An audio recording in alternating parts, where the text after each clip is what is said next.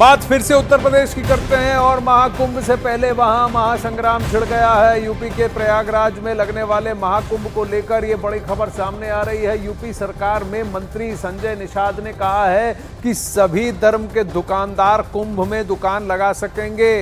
उन्होंने कहा कि सरकार सभी धर्म की है और सभी धर्म के लोगों ने मिलकर सरकार बनाई है, इसलिए सरकार सभी धर्म के लोगों को ठेला दुकान लगाने की इजाज़त देगी। आपको बता दें कि संत समाज कुंभ में दूसरे धर्मों को दुकान लगाने के खिलाफ है।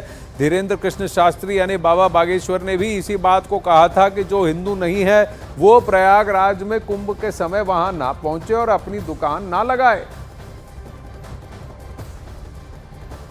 हम कहते सरकार बिना भेदभाव के अगर हम अनाज दे रहे हैं, मकान दे रहे हैं, इलाज दे रहे हैं, सब कुछ दे रहे हैं, हमसे ज्यादा कौन अनाज खिला रहा है, कौन मकान दे रहा है?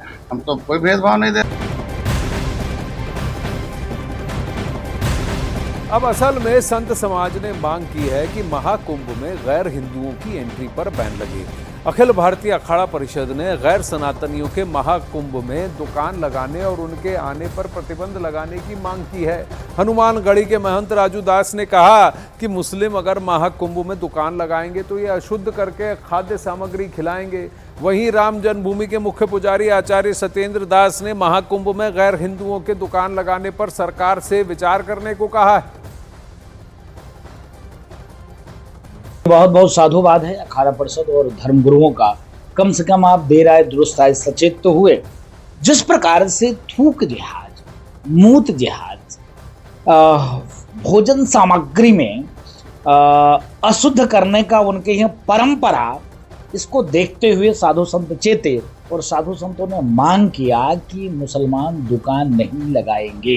एक नहीं 1000 वीडियो सोशल पर आप देख सकते हैं। इस प्रकार से कुकृत वो लोग कर रहे हैं। इसके नाते संतों ने कहा कि किसी भी मुसलमान की दुकान यहाँ ना लगे, क्योंकि वो जब दुकान लगाएंगे तो स्वाभाविक थूकेंगे, मुतेंगे और हिंदू जनमानस सनातनी जनता जाते हैं उनका धर्म भ्रष्ट करेंगे। इसके नाते संतों ने ये चीज़ कहा।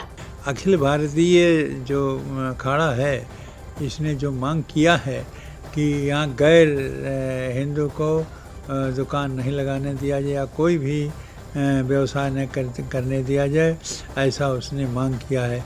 इस मांग पर विचार करना चाहिए सरकार को, और यदि वो उचित है उनका मांग तो वो ऐसा ही किया जाए।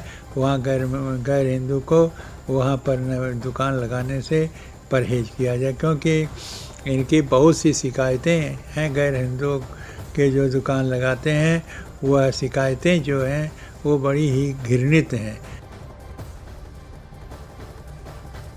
अब ये विरोध और गैर हिंदुओं के बैन की बात उठी कहां से?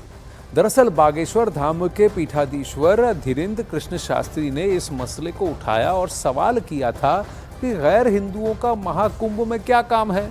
हालांकि बाद में वो इस बात से पलट गए और कहा कि उनके बयान के गलत मायने निकाले गए। जिन्हें सनातन संस्कृति का ज्ञान हो, हिंदू धर्म के बारे में पता हो, देवी देवताओं के बारे में पता हो, पूजन पद्धति के बारे में पता हो, पूजन की सामग्री की कितना सम्मान करना चाहिए इस बारे में पता हो, उसी को ये कार्य दिया जाए तो ही उत्तम है। अब जिन्हें इस बारे में पता ही नहीं है वो अगर विक्रय करेंगे तो निश्चित रूप से नाश ही करेंगे, उल्टा ही करेंगे। और कई थूक कांड मिले, फलों के ऊपर ना जाने गंदगी चिपकाते हुए मिले, एक जगह पेशाब कांड मिला।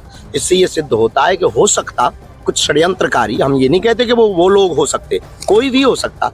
इसलिए गैर हिंदुओं को प्रवेश वर्जित महाकुंभ में कर देना चाहिए।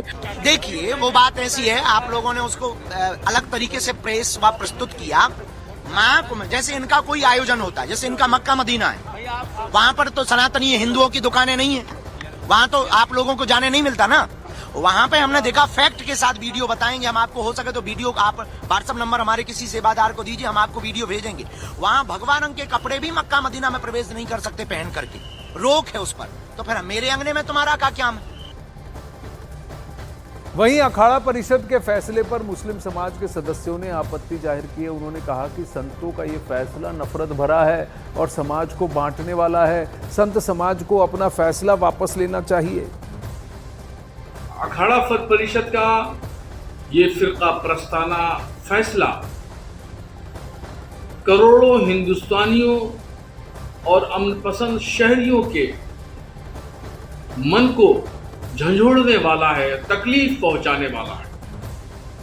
इस तरह के फैसले होंगे और फिरका परस्ती को बढ़ावा दिया जाएगा तो समाज टूटने के कगार पे आ जाएगा, और अगर समाज टूटा तो ये देश के लिए निहायत ही नुकसानदेह साबित हो। इसको अगर धर्म से जोड़ेंगे तो कई वीडियोस हमारे पास ऐसे हैं जिसमें लोग गंदगी फैला रहे हैं और वो हिंदू धर्म के लोग हैं। तो क्या कहेंगे? मैंने तो कभी नहीं कहा कि हिंदू धर्म में ऐसा होता होगा।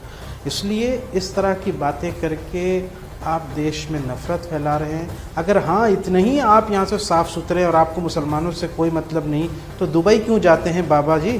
धीरेन्द्र शास्त्री तो दुबई क्यों गए थे? मुस्लिम राजाओं से और मुस्लिम शेखों से क्यों मिलने गए थे? क्या करने गए थे? इसका